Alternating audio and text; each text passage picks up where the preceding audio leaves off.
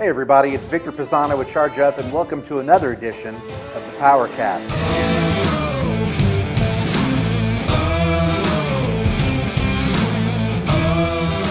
Today's going to be a special edition. We're going to keep it in the family. I'm honored to have my two daughters, Isabel and Catherine. So with that, why don't y'all go ahead and introduce yourself? My name is Catherine Pisano. I'm the youngest daughter. I'm 17 years old, about to begin my senior year of high school. I'm Isabel. I am 20 years old. I'm his oldest. I am about to start my junior year at Texas State, and I'm studying education in hopes of becoming a 6th grade math teacher.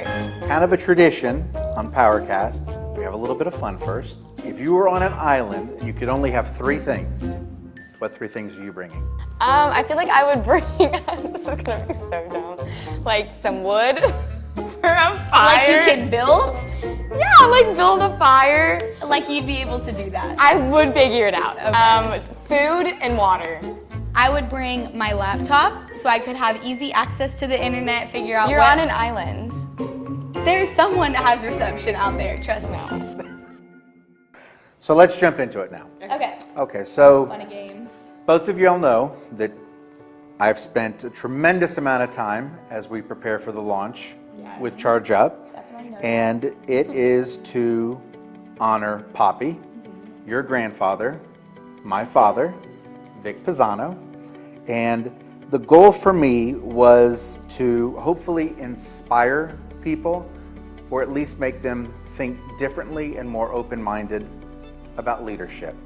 Poppy had a unique perspective in the way he did things, right? Absolutely. So tell me, what did Poppy do, or what do you remember most that inspired you personally? I always remember, no matter what my idea was, even if I was, 3 years old and it was a dumb idea, whatever, he was always feeding back positivity of everything I would talk about, everything I would say, or even if I would come up with some great thing I wanted to try, it was just, okay, we'll keep trying. And it was, he never thought any dream was too big or any dream would never become a reality. So I always just remember it. He would tell us to never give up on anything. And I think that lesson, goes to anything and can help you in leadership and can help you in everyday life activities that you're doing. And that's something that I will never forget about the way our conversations usually went. Something that I remember a lot too was how he never took life too seriously.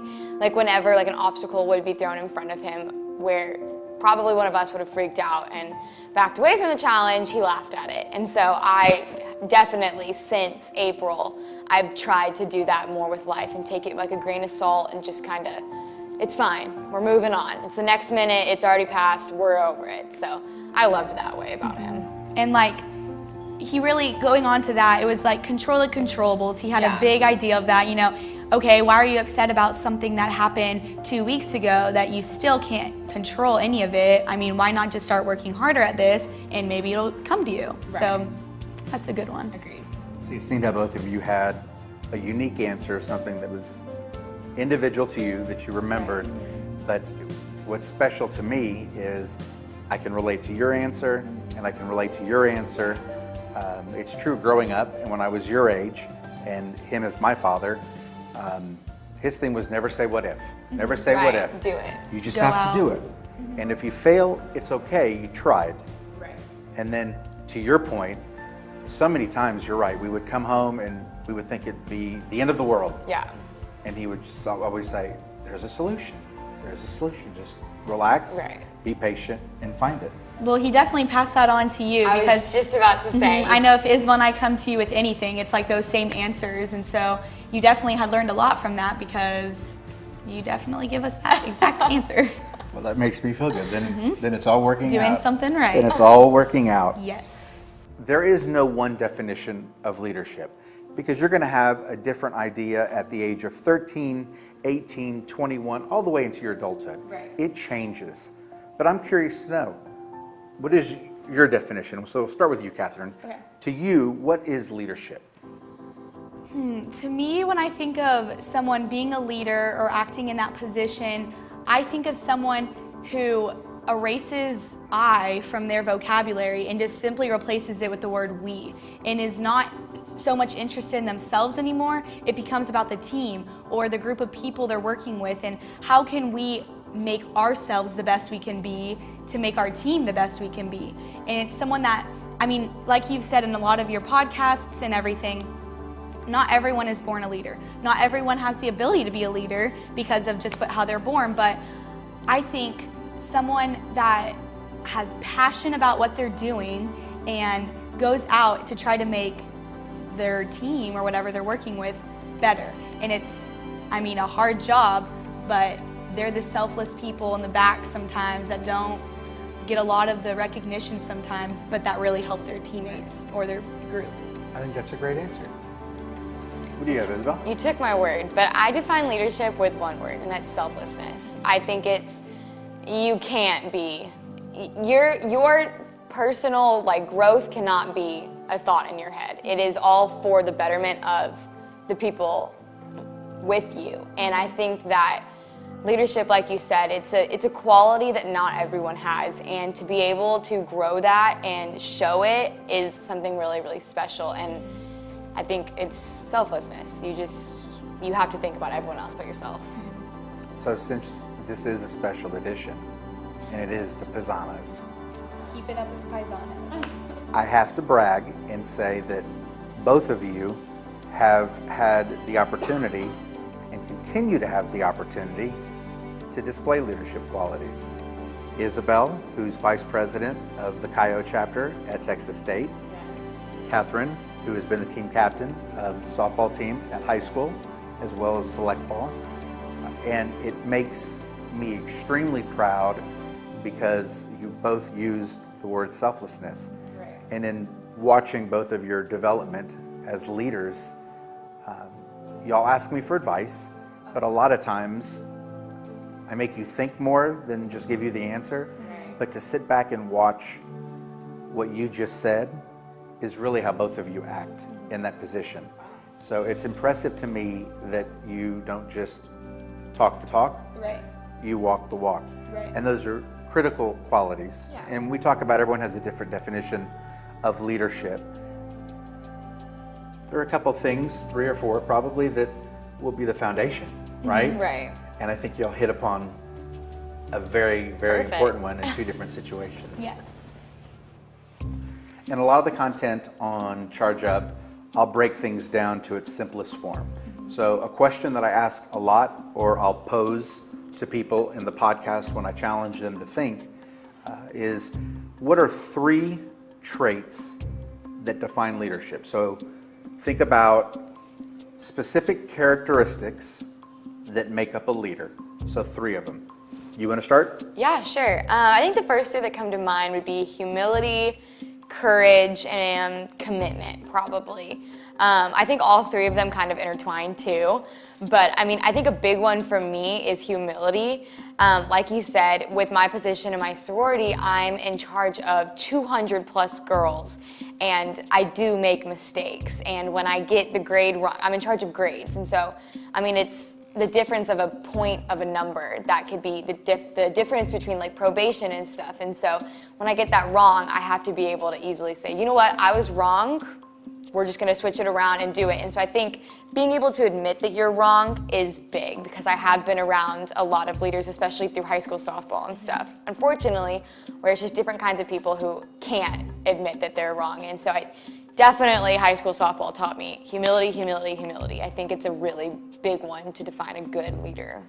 But So are you finding it easier to admit mistakes Absolutely. outside of a leadership role, just in life? Yes, I would think so too. I mean, just in my academic life, and then, since I am away from home and I'm having to do more adult things on my own, which isn't the funnest, I'm having to admit that I'm not doing things the right way. I need to figure out a different way of doing things. Study habits. If I skip on going to the grocery store for 2 weeks, it's just catching myself and being able to say I'm wrong. Whether it's in front of people or just to yourself, I think is a big thing too. So your 3 leadership traits. For me, selflessness, that's a core one for me. I'm gonna keep that one in there. Integrity, and then also passion. I mean, if you're not passionate about what you're doing, it's hard to be a good leader. It's hard to be someone that other people look up to be. Yes. And so for me, I mean, you have to really be passionate about what you're doing, or else, I mean, you're not gonna be able to get the job done. And then even integrity. During workouts, not just high school, but like even on our own when we hit the gym 5:30 a.m., it's so easy to just like skip that one sit up and, you know, okay, well we can end 20 minutes early.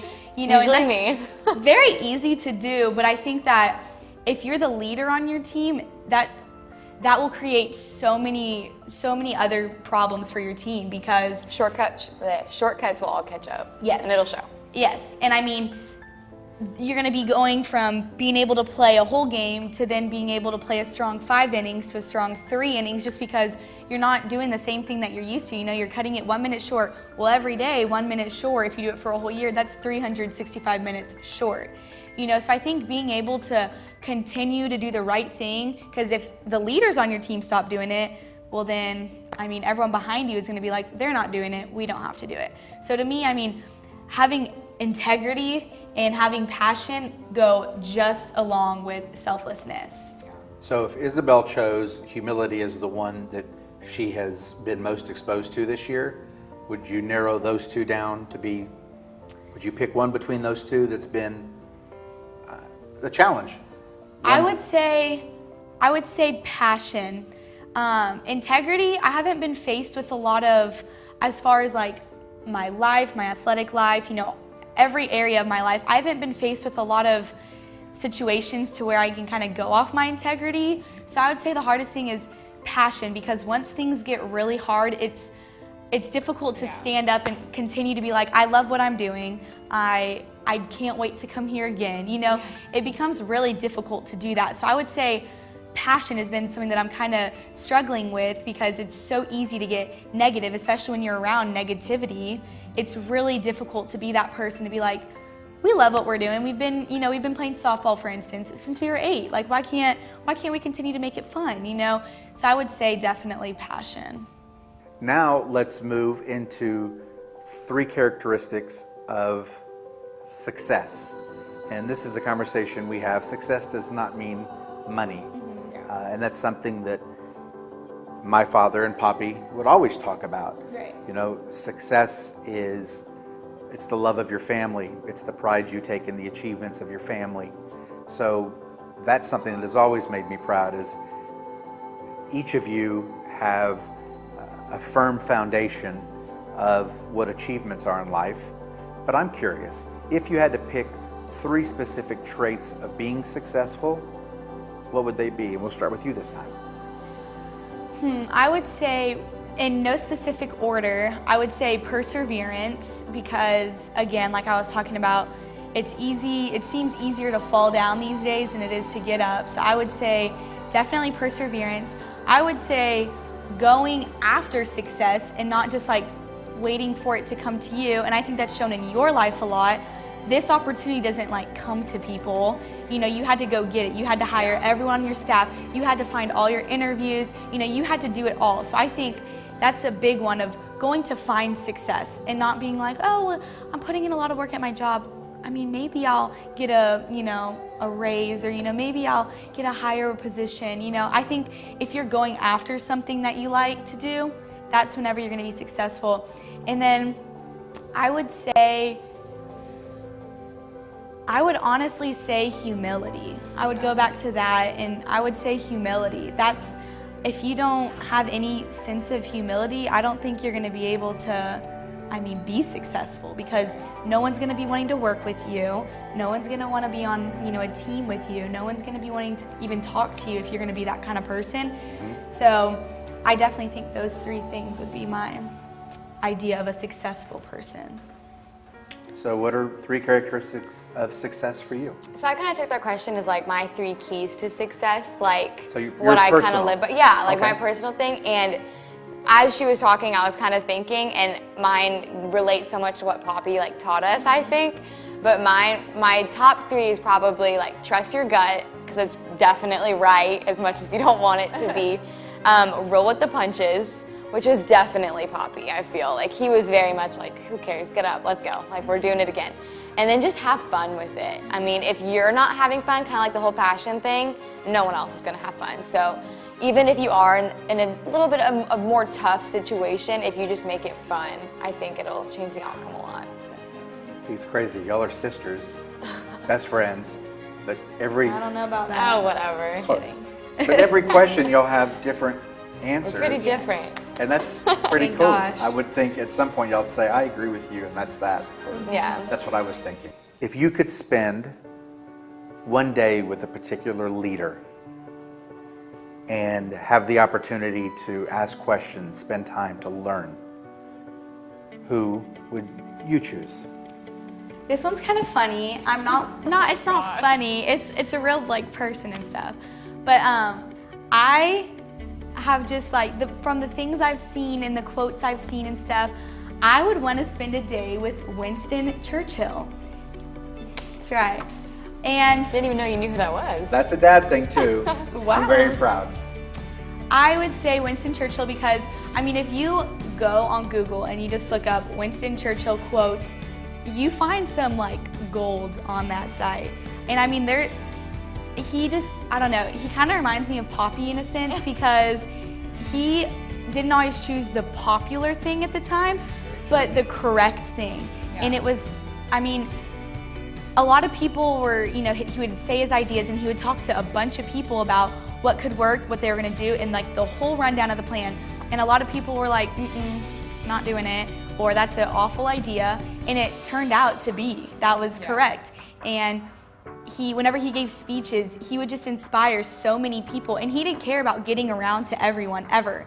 You know, his intentions for a speech were, I'm gonna touch, okay, about 100 people in this crowd maybe. A lot of people aren't gonna agree, but the 100 that do are now on my side. And now I have more going for me, and now we have, you know, more brains to think about how we can improve this. And I think that learning from him and being able to listen, he had a quote about listening, and I don't know. I'm really bad at quotes. I can't. he has a quote about listening, and I really like it. And it's basically saying, like, you can't learn unless you listen. And I would love to just sit down for like 3 hours and just listen to everything he would have to say about leadership in itself, or hardships, or, you know, everything that he has learned throughout his life. That would be really cool to me.